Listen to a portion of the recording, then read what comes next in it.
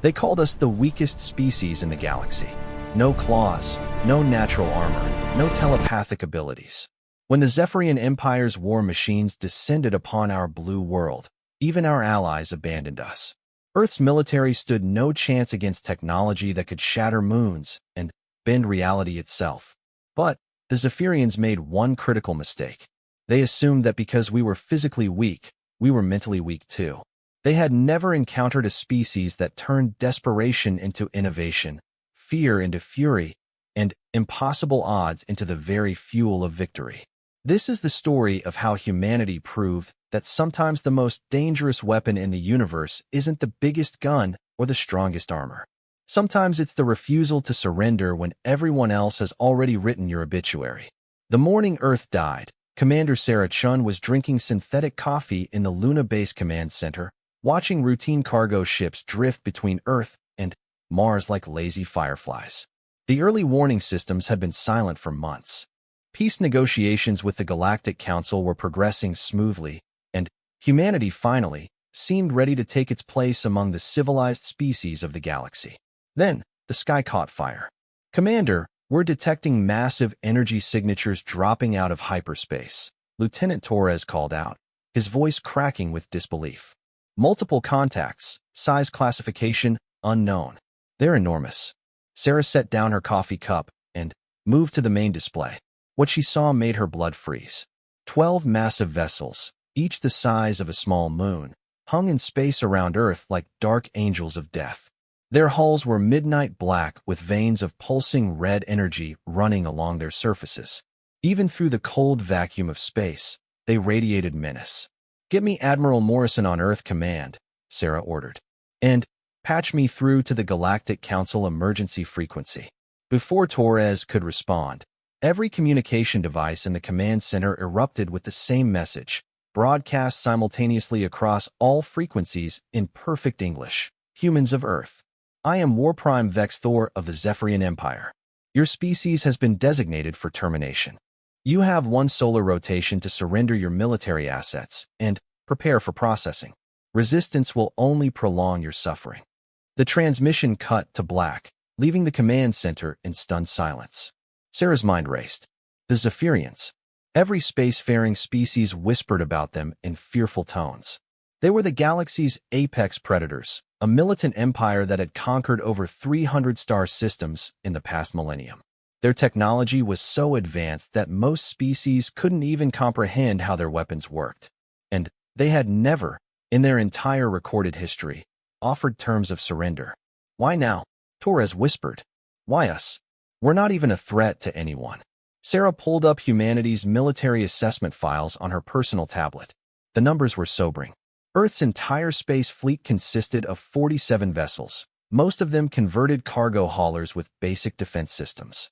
The largest human warship, the UES Defiant, displaced 8,000 tons and carried conventional missile systems that would barely scratch the paint on a Zephyrian dreadnought. The Zephyrians possessed reality-warping technology. Their smallest fighters could phase in and out of normal space, becoming temporarily invulnerable. Their capital ships carried weapons that could destabilize the molecular bonds in entire asteroids, turning solid rock into expanding clouds of plasma. Some reports claimed they could manipulate gravity itself, creating crushing fields that compressed enemy vessels into microscopic singularities. "Ma'am, incoming transmission from Earth Command," Torres reported. Admiral Morrison's weathered face appeared on the main screen. Behind him, the Earth Command Center was chaos. Officers running between stations, screens flashing red alerts, the background hum of desperate activity. "Sarah, thank God. We need every available ship to fall back to Earth immediately. The Council representatives are already evacuating. They're saying the Zephyrians have some kind of ancient grudge against developing species." "Admiral, with respect, what can our fleet possibly do against those ships? Their smallest vessel outguns our entire navy." Morrison's expression darkened. "I know the odds, Commander, but we're not going down without a fight. Humanity didn't crawl out of the caves and reach for the stars just to roll over when some alien empire decides we're inconvenient. Even if we can't win, we'll make them pay for every inch of our world." As if summoned by their conversation, the Zephyrian fleet began to move. The massive dreadnoughts spread out in perfect formation, their positions calculated with mathematical precision. Smaller escort vessels, each still dwarfing Earth's largest ships, took up supporting positions. The fleet's movement was fluid, graceful, like a school of cosmic predators preparing to feed. Energy signatures are spiking, Torres reported. They're powering weapons. Sarah watched the tactical display with growing dread. Red targeting beams lanced out from the Zephyrian ships, painting Earth's orbital defense platforms and the scattered human vessels. The beams swept across Luna Base itself, and Sarah felt a chill as she realized they were already marked for destruction. All human vessels, this is Admiral Morrison. Stand your ground. I repeat, stand your ground. Today we show the galaxy what humanity is made of. The first human ship to fire was the UES Vigilant, a converted mining vessel commanded by Captain James Wright. Its missiles streaked toward the nearest Zephyrian escort, conventional warheads glowing white-hot against the black of space. The Zephyrians didn't even bother to shoot them down. The missiles simply vanished as they approached, disintegrated by some invisible defensive field. The Zephyrian response was swift and terrible. A lance of crimson energy erupted from the escort's main gun, striking the Vigilant amidships. The entire vessel simply ceased to exist, not destroyed, not vaporized, but unmade at the molecular level. One moment it was there, the next there was only empty space and a fading energy signature. Jesus Christ, someone whispered over the comm. More human ships opened fire, their weapons sparking harmlessly against Zephyrian shields. The alien fleet's return volleys were surgical, precise. Each shot eliminated a human vessel completely. No debris, no escape pods, no survivors. Just clean, efficient annihilation. Sarah forced herself to keep watching as humanity's space fleet died.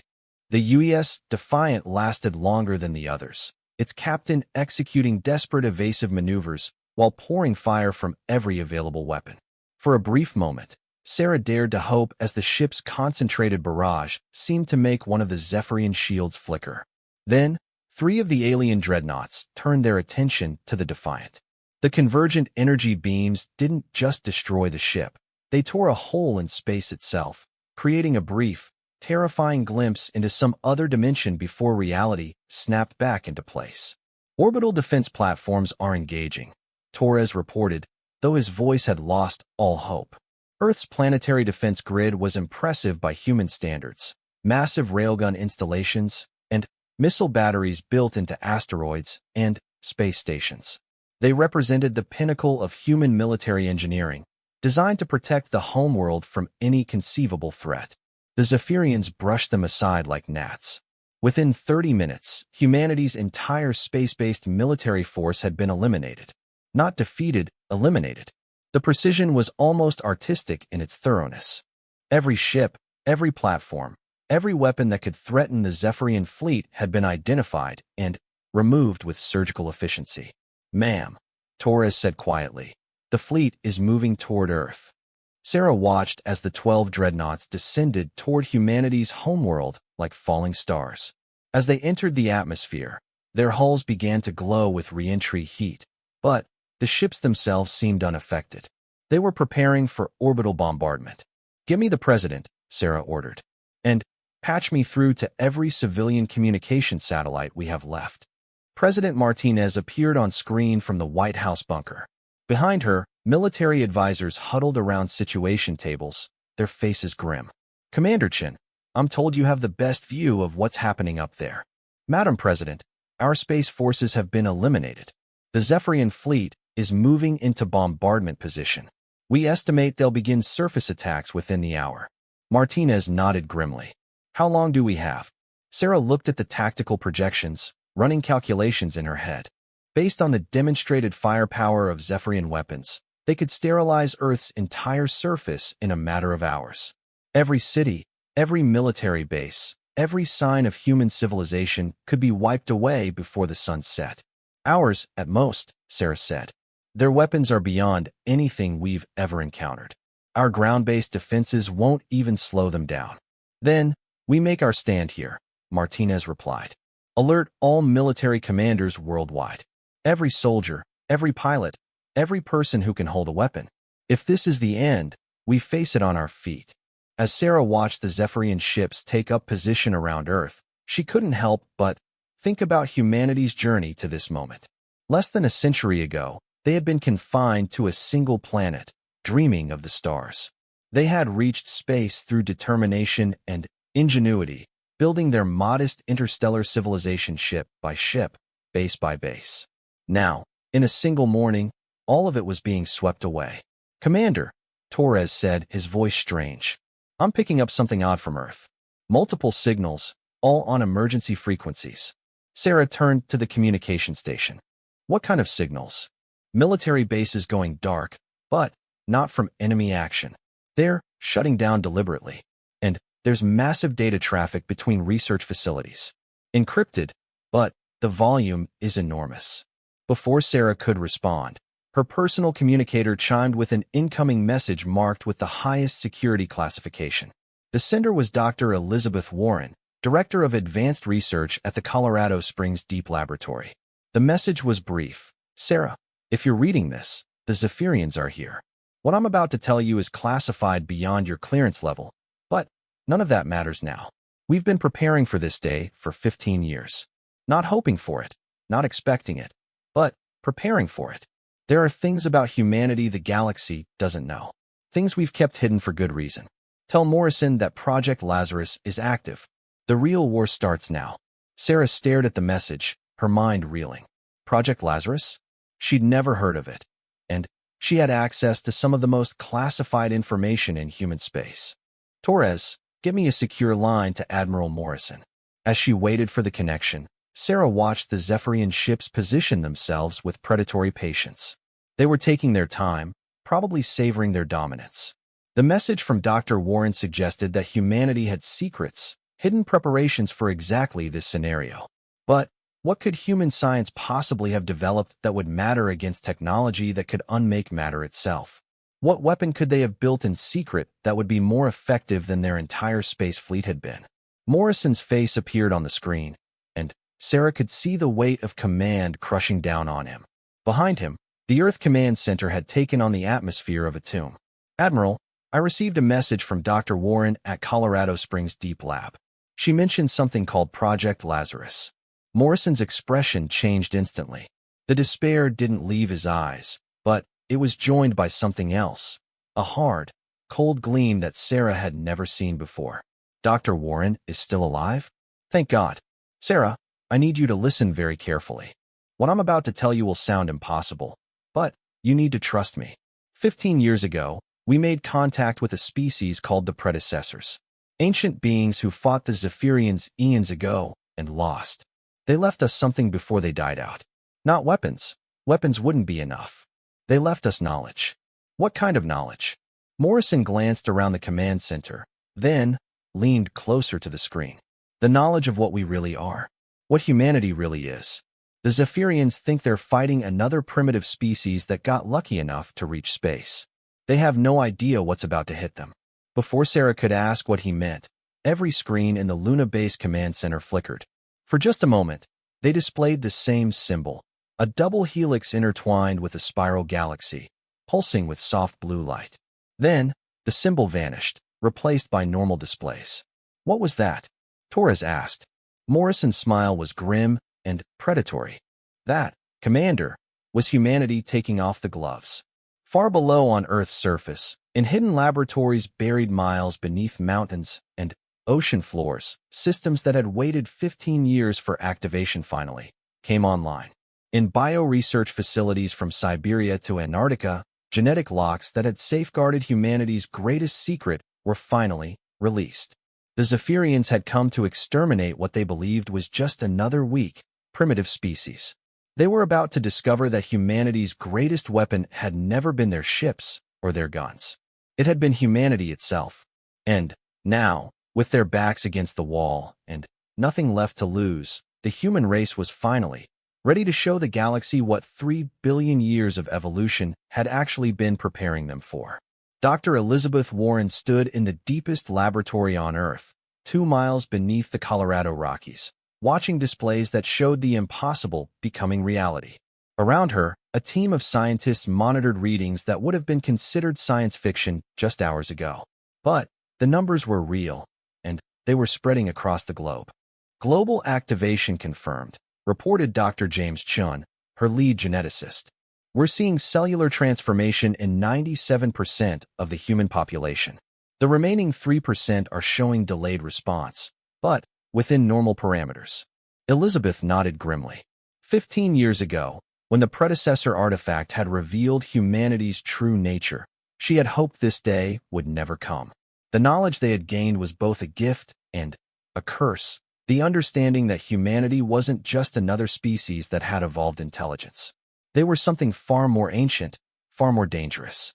How long until full manifestation? She asked. Based on current progression rates, 6 to 8 hours for basic capabilities. Full spectrum abilities will take weeks to develop. But even the initial changes should be more than enough.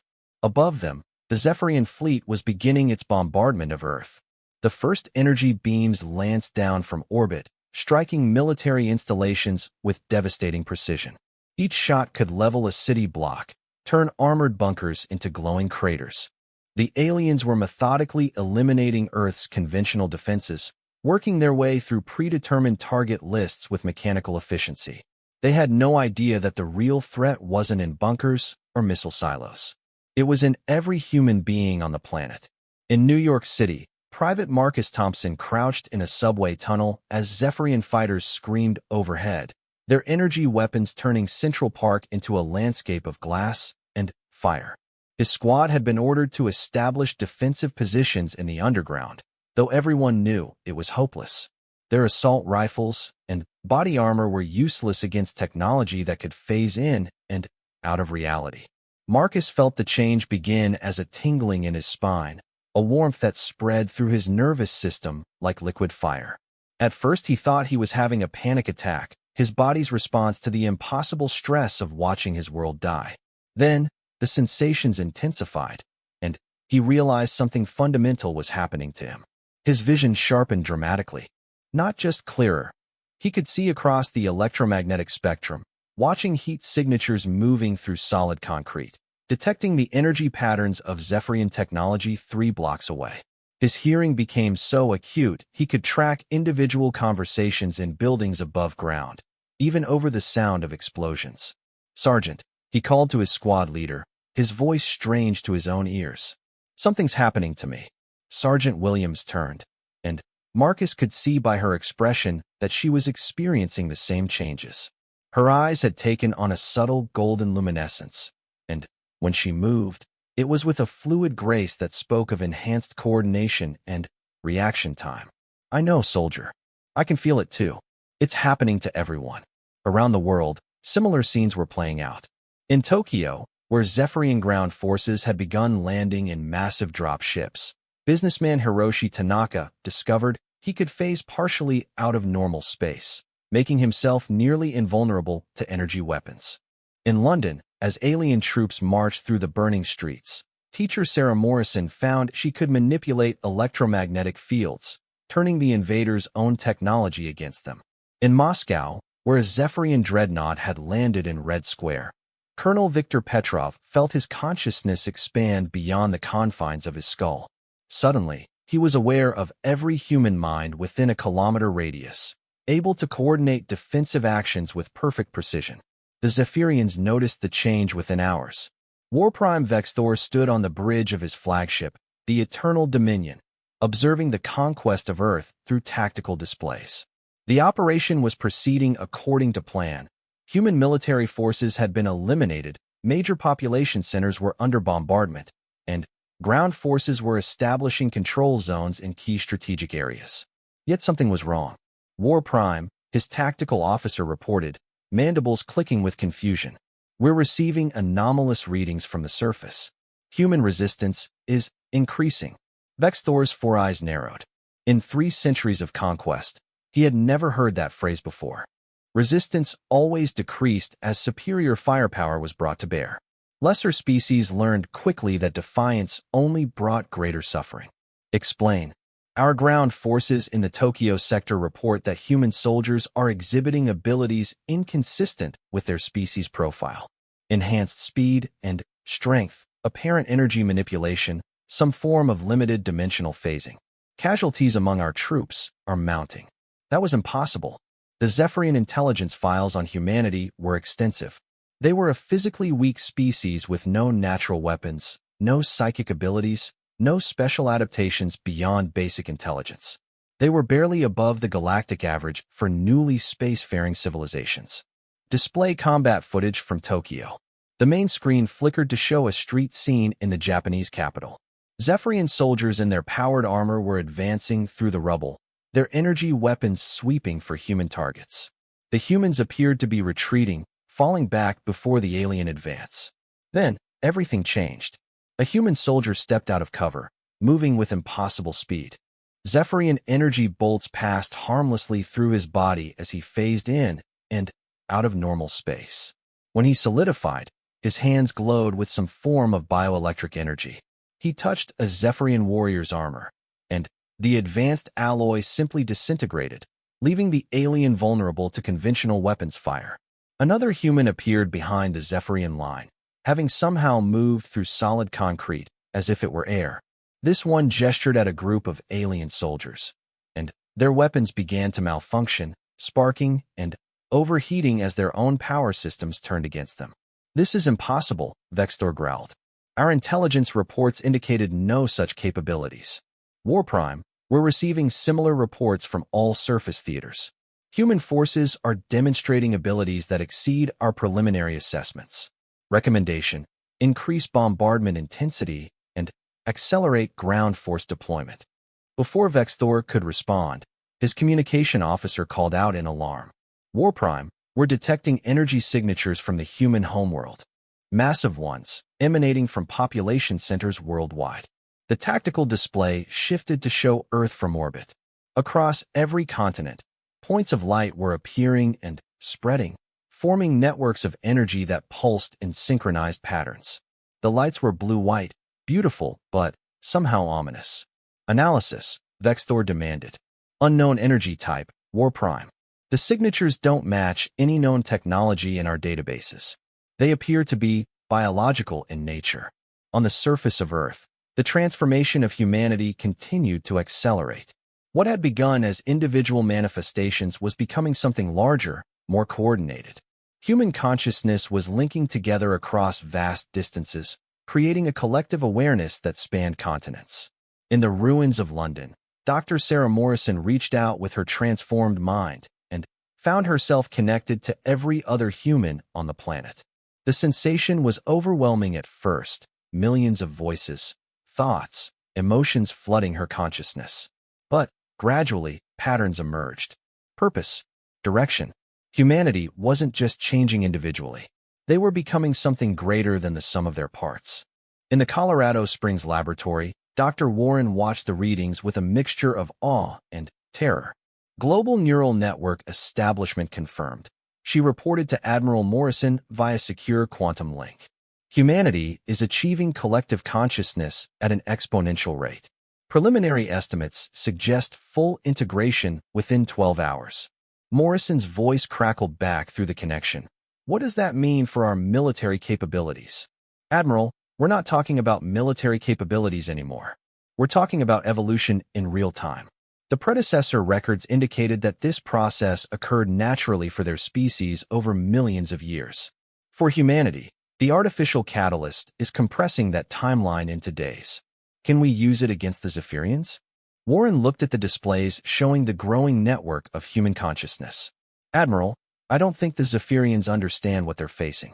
They came here to exterminate a primitive species. Instead, they've triggered the emergence of something that may be far more advanced than they are." Aboard the Eternal Dominion, Warprime Vextor was beginning to reach the same conclusion. Reports from the surface were becoming increasingly disturbing. Human forces weren't just resisting, they were adapting in real time. Weapons that had been effective against them hours ago were now useless. Tactics that had worked on hundreds of other worlds were being countered with supernatural precision.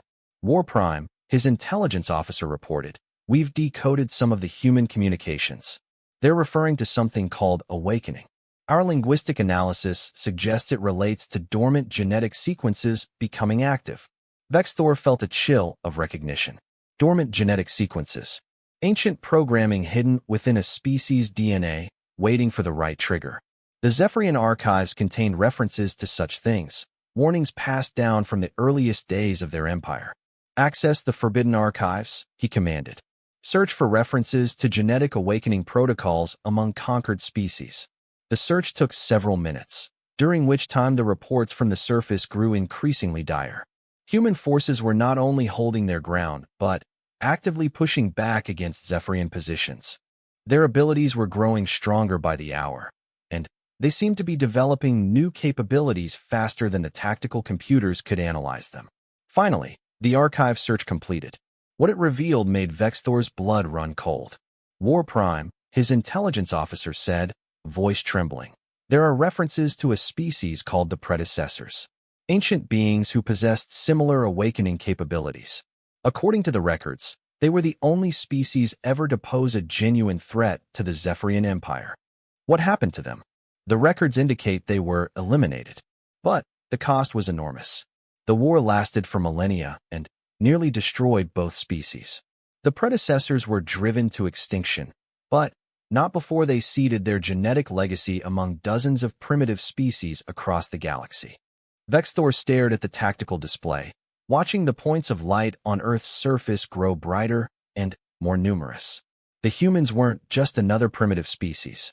They were the inheritors of an ancient enemy's power, and that power was finally awakening. How many other species carry this genetic legacy? He asked. Unknown, War Prime.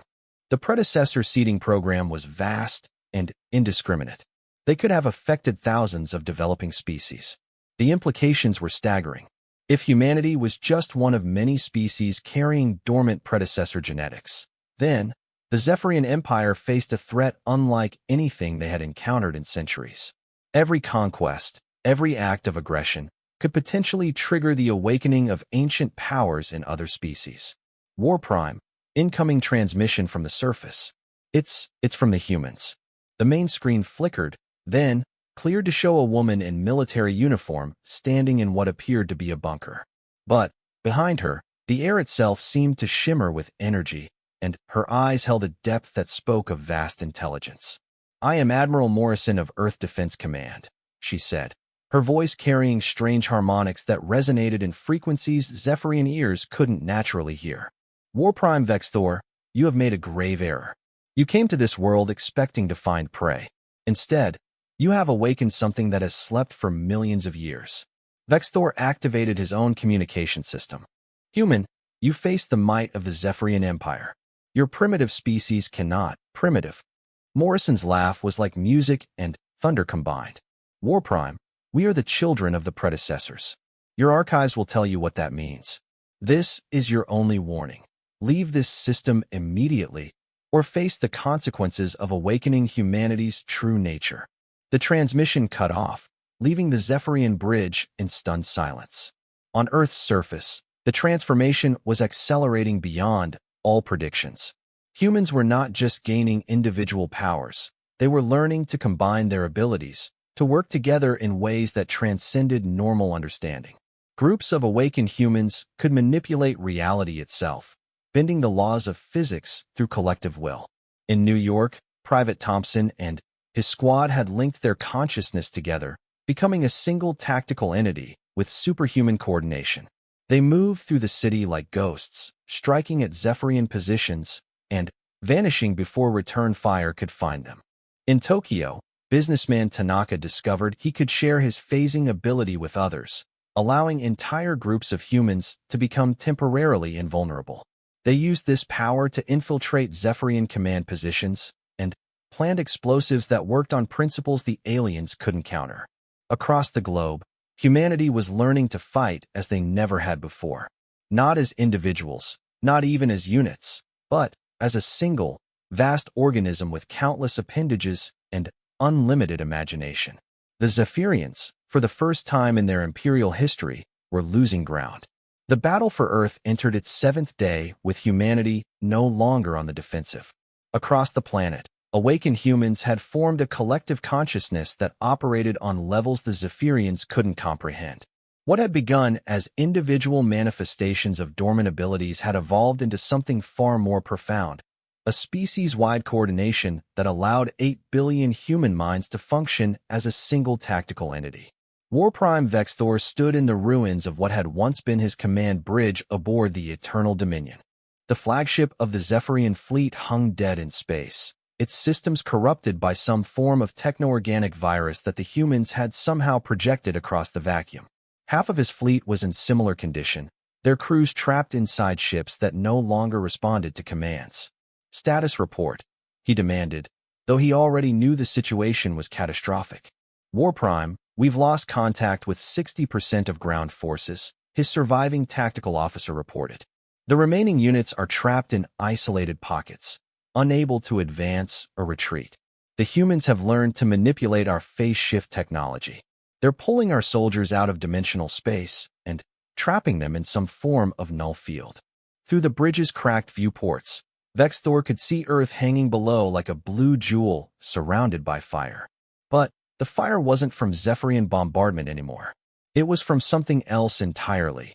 Streams of energy that flowed between the planet's continents, creating patterns of light that hurt to look at directly. "Sir," the communications officer said hesitantly, "we're receiving a transmission from the surface. It's different from before." "Display it." The main screen flickered to life, but instead of showing a single human figure, it displayed something that defied explanation. The image seemed to shift and flow, sometimes showing Admiral Morrison, sometimes other human faces, sometimes abstract patterns that suggested vast intelligence looking out through multiple sets of eyes. When it spoke, the voice was harmonized across thousands of frequencies, as if an entire choir was speaking in perfect unison. "Warprime Vexthor, we are humanity. We are the awakened children of those you destroyed eons ago. Your empire has committed its final atrocity." Vexthor forced himself to respond, though every instinct screamed at him to flee. "Your world burns, humans. Your cities lie in ruins. Surrender now, and we may show mercy." The collective entity that humanity had become seemed to find this amusing. "Warprime, look around you. Your fleet is disabled. Your ground forces are neutralized. And this is only the beginning. We have learned to reach across space itself. Would you like to see what your homeworld looks like right now?" Before Vexthor could respond, the screen shifted to show something impossible, a view of the Zephyrian homeworld, Kethvar, from what appeared to be ground level. The image showed Zephyrian civilians going about their daily lives in the Empire's capital city, unaware that their most distant conquest was somehow observing them across thousands of light years. "How is this possible?" Vexthor whispered. "The predecessors seeded more than genetics among the primitive species, Warprime. They seeded knowledge. Quantum consciousness protocols that allow awareness to transcend physical limitations. Your ancestors thought they had won when they destroyed the last predecessor world. They never realized that their greatest weapon wasn't technology. It was the ability to exist everywhere at once." The implications hit Vexthor like a physical blow. If humanity could observe the Zephyrian homeworld, they could potentially act there as well. The Empire's greatest strength had always been the vast distances that protected their core systems from retaliation. If that protection was gone, on Earth's surface, the transformation of humanity continued to evolve in ways that amazed even Dr. Warren and her team. In the Colorado Springs laboratory, now protected by fields of energy that made it effectively invisible to Zephyrian sensors, she monitored the global awakening with a mixture of scientific fascination and primal awe. "Global consciousness integration is now at 97%, Dr. Chen reported. "The remaining 3% aren't resisting. They're just taking longer to adapt. Estimated full integration in 6 hours." Warren nodded, but her attention was focused on the deeper readings. Humanity wasn't just developing psychic abilities or enhanced physical capabilities. They were becoming something genuinely new, a form of life that existed simultaneously on multiple planes of reality. "Dr. Warren," came a voice from the communication array, but it wasn't transmitted through any physical device. The words formed directly in her mind, carrying with them the presence of collective human consciousness. We need to discuss the next phase. Warren closed her eyes and let her awareness expand, joining the global network of human thought.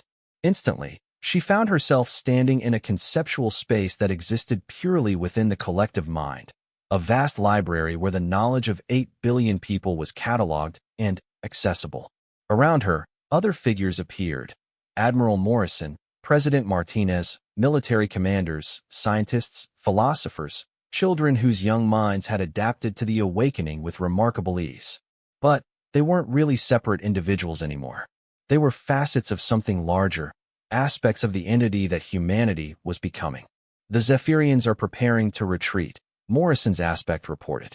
Their remaining ships are powering up for hyperspace transit. Do we allow them to leave? No, came the response from countless voices speaking as one.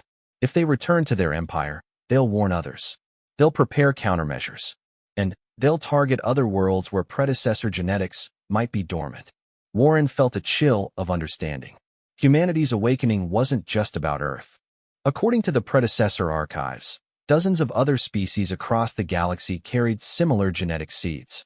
If the Zephyrians were allowed to escape, they would hunt down and destroy those species before their own awakenings could begin. Then, we stop them here, President Martinez's aspect said. But that means, yes, the collective consciousness replied. It means revealing the full scope of what we've become. Once we do this, there's no going back.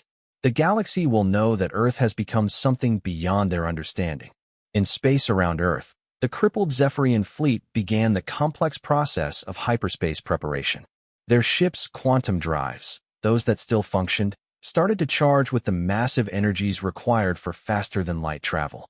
Warprime Vexthor had made the hardest decision of his military career: retreat from what should have been a simple extermination campaign. Hyperspace transition in 10 minutes, his navigator reported. Assuming the humans don't interfere with our quantum matrices. They can't, Vexthor said, though he no longer sounded certain. Quantum hyperspace requires technology we've never detected from their species. He was wrong. Around the fleeing Zephyrian vessels, space itself began to change. Not visibly, the alteration occurred on quantum levels that their sensors could barely detect. The fundamental constants that govern faster-than-light travel started to fluctuate, creating zones of instability that made hyperspace transition impossible. Warprime, the navigator called out in alarm. Quantum field coherence is collapsing. We can't establish a hyperspace corridor. How? What are they doing? Before anyone could answer, every functional screen in the